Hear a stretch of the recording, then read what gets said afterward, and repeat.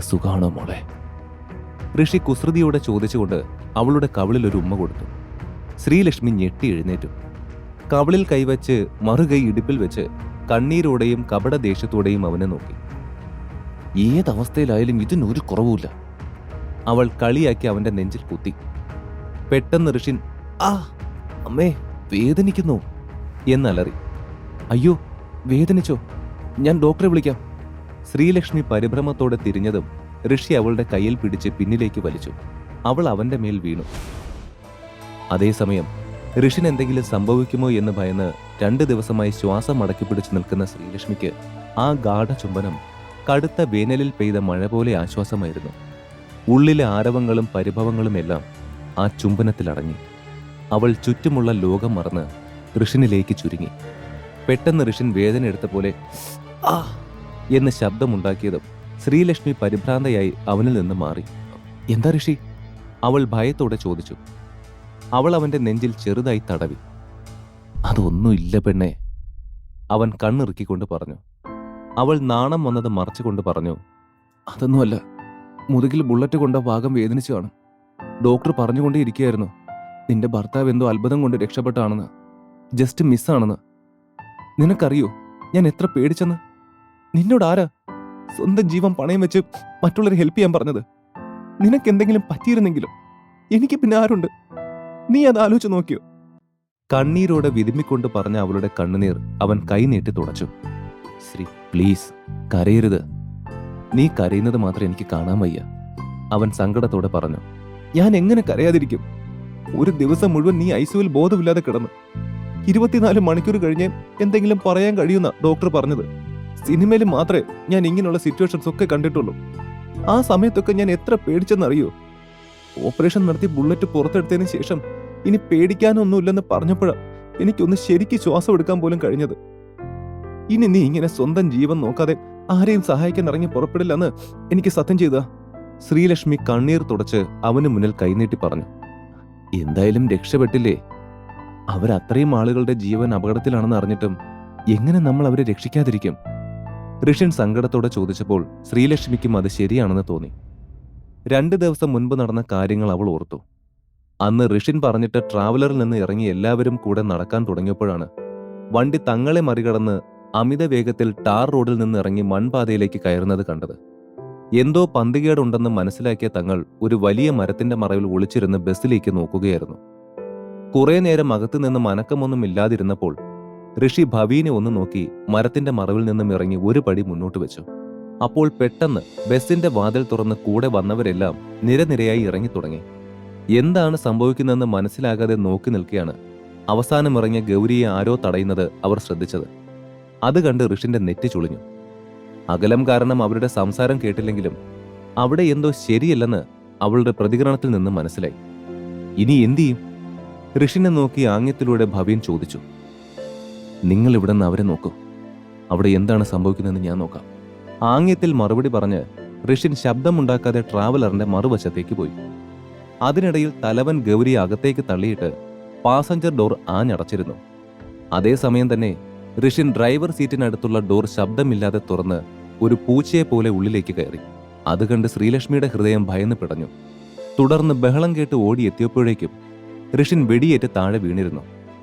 ശ്രീലക്ഷ്മിക്ക് ഇപ്പോഴും ആ സംഭവം ദഹിക്കാനായിട്ടില്ല. തന്റെ കൺമുന്നിൽ ചോരയിൽ കുളിച്ചു കിടക്കുന്ന ഋഷിനെക്കുറിച്ച് ഓർക്കുമ്പോഴെല്ലാം അവൾക്ക് ഭ്രാന്ത് പിടിക്കുന്ന പോലെ തോന്നി. അതുകൊണ്ടാണ് അവൾ അവനോട് ഇങ്ങനെയൊരു സത്യം ചോദിച്ചത്. അവളുടെ മാനസികാവസ്ഥ ഋഷിന് മനസ്സിലായി. അവൻ മെല്ലെ എഴുന്നേറ്റ് കട്ടിലിരുന്നു. കരഞ്ഞുകൊണ്ടിരുന്ന ശ്രീലക്ഷ്മിയെ തന്നിലേക്ക് വലിച്ചടിപ്പിച്ചു. അവളുടെ തലമുടിയിൽ പതിയെ തലോടി. നിന്നെ ഇത്രയും പേടിപ്പിച്ചതിന് സോറി ശ്രീലു. അവർ തോക്കെടുക്കുമെന്ന് ഞാൻ പ്രതീക്ഷിച്ചില്ല. ഇനി പരമാവധി ഇങ്ങനെ എടുത്തു ചാടാതിരിക്കാൻ ഞാൻ ശ്രദ്ധിക്കാം, അവൻ അവളെ ആശ്വസിപ്പിക്കാനായി പറഞ്ഞു. ശ്രീലക്ഷ്മി അവനെ എത്രമാത്രം സ്നേഹിക്കുന്നുവെന്ന് അവന് വേണ്ടി ഒഴുക്കുന്ന കണ്ണീരിലൂടെ അവൾ പറഞ്ഞുകൊണ്ടിരുന്നു. അവളുടെ കരച്ചിൽ തടയാൻ മറ്റൊരു വിഷയം കണ്ടെത്താൻ എന്ന പോലെ ഋഷിൻ മുറിയിലാകെ കണ്ണോടിച്ചു. അല്ല മോളെ, ഇത് കണ്ടിട്ട് ഹോസ്പിറ്റൽ റൂം പോലെ അല്ല, 5 സ്റ്റാർ ഹോട്ടൽ പോലെയാ തോന്നുന്നത്. നമ്മൾ എവിടെയാണ്? എത്ര ദിവസമായി ഇവിടെ? അവൻ ആശയക്കുഴപ്പത്തോടെ ചോദിച്ചു. ഞാനൊരു കാര്യം ചോദിക്കട്ടെ? അവൾ എന്തോ പറയാൻ ഒരുങ്ങുകയായിരുന്നു. എന്നാൽ ഋഷിന്റെ നോട്ടം കണ്ട് പറയാൻ വന്നത് മുഴുവിപ്പിക്കാനാവാതെ നാണത്തോടെ അവൾ നിന്നു. ഋഷിൻ അവളെ കളിപ്പിക്കും പോലെ നോക്കി. എന്താ നീ പറഞ്ഞത്? എനിക്ക് കേൾക്കുന്നില്ല. അവൻ മനഃപൂർവ്വം കളിയാക്കി പറഞ്ഞപ്പോൾ ശ്രീലക്ഷ്മിയുടെ റോസ് നിറത്തിലുള്ള മുഖം ഒന്നുകൂടി ചുവന്നു. അതുകൊള്ളാം. ബുള്ളറ്റ് കൊണ്ടത് തോളിലും മുതുകിലുമാണ്, ചെവിയിലല്ല. അവൾ പിറുപിറുത്തു. ഇത് ഭവീന്റെ ഫാമിലിയുടെ കീഴിലുള്ള ഒരു പ്രൈവറ്റ് ഹോസ്പിറ്റലാണ് ഋഷി. നീ ഇന്ന് എന്നോട് ഇങ്ങനെ സംസാരിക്കുന്നതിന് ശരിക്കും ഭവീനോട് നന്ദി പറയണം. അവനാണ് പെട്ടെന്ന് തന്നെ ഏറ്റവും നല്ല ഡോക്ടറെ വിളിച്ച് സർജറി നടത്തിയത്. അല്ലെങ്കിൽ നിന്റെ അവസ്ഥ ആകെ മോശമായാനെ. നമ്മൾ ഈ ഹോസ്പിറ്റലിൽ വന്നിട്ട് ഇന്നേക്ക് 2 ദിവസമായി, അവൾ പറഞ്ഞു. അവൾ പറഞ്ഞു തീർന്നപ്പോൾ, അപ്പോൾ ഭവീൻ അവനിപ്പോ എവിടെയാ? ഋഷിൻ ആകാംക്ഷയോടെ ചോദിച്ചു. ഇന്ന് രാവിലെ വരെ ഇവിടെ ഉണ്ടായിരുന്നോ? നിന്റെ ജീവൻ അപകടമൊന്നും ഇല്ലാന്ന് കേട്ടിട്ടാണ് പോയത്. നിന്നെ നല്ലോണം ശ്രദ്ധിക്കണമെന്ന് എന്നെ പറഞ്ഞ് ഏൽപ്പിക്കുകയും ചെയ്തു. 2 ദിവസത്തിനകം അവന്റെ മുത്തച്ഛന്റെ പിറന്നാൾ ആഘോഷമാണെന്ന് തോന്നുന്നു. ഇത്തവണ അത് വളരെ ഗംഭീരമായി ആഘോഷിക്കാൻ അവൻ നേരത്തെ പ്ലാൻ ചെയ്തിരുന്നു. അവൻ അതിന്റെ ഒരുക്കങ്ങൾ നോക്കാൻ പോയതാ, ശ്രീലക്ഷ്മി പറഞ്ഞു. ആ, എന്തായാലും ബോധം വന്നത് പറയാൻ ഞാൻ അവനെ വിളിക്കാം. അതും പറഞ്ഞ് അവൾ ഫോൺ എടുത്തു. ഋഷി അവളെ നോക്കി കട്ടിലിരുന്നു. അവൻ മനസ്സിൽ വിചാരിച്ചു, നമ്മൾ ഇത്രയൊക്കെ കഷ്ടപ്പെട്ടെങ്കിലും ഭവീനെ പോലൊരു സുഹൃത്തിനെ കിട്ടിയത് ശരിക്കും ഒരു നല്ല കാര്യമാണ്. അവനും എനിക്കും ഒരുപാട് കാര്യങ്ങളിൽ ഒരേ വൈബാണ്. ശ്രീലക്ഷ്മി ഫോണിൽ സംസാരിച്ച് തീർന്നപ്പോൾ ഋഷി അവളെ തന്നെ നോക്കുന്നുണ്ടായിരുന്നു. ഭവീന്റെ വീട് എവിടെയാണെന്ന് നിനക്കറിയോ? അവൻ പെട്ടെന്ന് ചോദിച്ചു. എന്തിനാ? അവിടെ പോകാനാണോ? പക്ഷേ നിനക്കിപ്പോഴും സുഖമായിട്ടില്ല, ശ്രീലക്ഷ്മി ആശങ്കയോടെ മറുപടി പറഞ്ഞു. ഇതേ സമയം ഋഷിന്റെ 4 സുഹൃത്തുക്കളായ ഒലീവിയ, ലക്ഷ്മൺ, ആദിൽ, റോഷൻ എന്നിവർ ലക്ഷ്മണിന്റെ പഞ്ചനക്ഷത്ര ഹോട്ടലിലെ പ്രൈവറ്റ് റൂമിലിരുന്ന് കാര്യമായി എന്തോ സംസാരിക്കുകയാണ്. അപ്പോൾ പെട്ടെന്ന് ആ മുറിയുടെ വാതിൽ തുറന്നു. ഋഷിന്റെ ചെറിയച്ഛൻ പ്രദീപ് അവന്റെ ആളുകളുമായി അകത്തേക്ക് കടന്നു വന്നു. ഏയ്, ഹലോ, നിങ്ങൾ ആരാ? അനുവാദം പോലും ചോദിക്കാതെ നിന്റെ വീട് പോലെ വന്ന് കയറുന്നെങ്ങോട്ടാ? ലക്ഷ്മൺ അവരെ കണ്ട് ദേഷ്യത്തോടെ ചോദിച്ചു. നീ ആരാന്ന് നിന്റെ വിചാരം? നിനക്ക് എങ്ങനെ ധൈര്യം വന്നു എന്നോട് ഇങ്ങനെ സംസാരിക്കാൻ? ഞാൻ ആരാണെന്ന് നിനക്ക് ശരിക്കറിയില്ല. പ്രദീപും തിരിച്ച് ദേഷ്യപ്പെട്ടു. ധാർഷ്ട്യത്തോടെ സംസാരിച്ചു. അത് കണ്ട് ലക്ഷ്മണനെ കലിയിളകി. അതാണ് ഞാനും ചോദിക്കുന്നത്. നിങ്ങൾ ആരാണ്? എന്റെ ഹോട്ടലിൽ വന്ന് എന്നെ ഭീഷണിപ്പെടുത്തുന്നോ?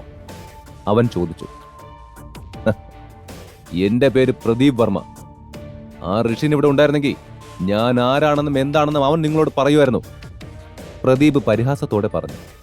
അത് കേട്ട് ഒലീവിയയും മറ്റുള്ളവരും അമ്പരപ്പോടെ പരസ്പരം നോക്കി. പ്രദീപിനെ പറ്റി അവർ പലതവണ കേട്ടിട്ടുണ്ട്. എന്നാൽ അയാൾ ഇപ്പോൾ എന്തിനാണ് ഇവിടെ വന്നതെന്ന് അവർക്ക് വ്യക്തമായ ധാരണയുമില്ല. ഈ 4 പേരും തൂക്കിയെടുത്തോ. കുറച്ചു ദിവസം ഋഷി കൂട്ടുകാരില്ലാതെ എങ്ങനെ ജീവിക്കുമെന്ന് നോക്കാം. പ്രദീപ് കൂടെ വന്നവരോട് ആജ്ഞാപിച്ചു. അത് കേട്ട് അവർ ഞെട്ടി അയാളെ നോക്കി. ലക്ഷ്മണിനെയും സുഹൃത്തുക്കളെയും പിടിച്ചുകെട്ടി കൊണ്ടുവരാൻ ഋഷിന്റെ ചെറിയച്ഛൻ പ്രദീപ് തന്റെ ആളുകളോട് ആവശ്യപ്പെട്ടു. അത് കേട്ട് റോഷൻ ദേഷ്യപ്പെട്ടു. ഹലോ സാർ, നിങ്ങൾ ഇന്ദ്രപ്രസ്ഥത്തിലെ ആളായിരിക്കാം എന്ന് വെച്ച് ഞങ്ങളെ പേടിപ്പിക്കാൻ വരണ്ട.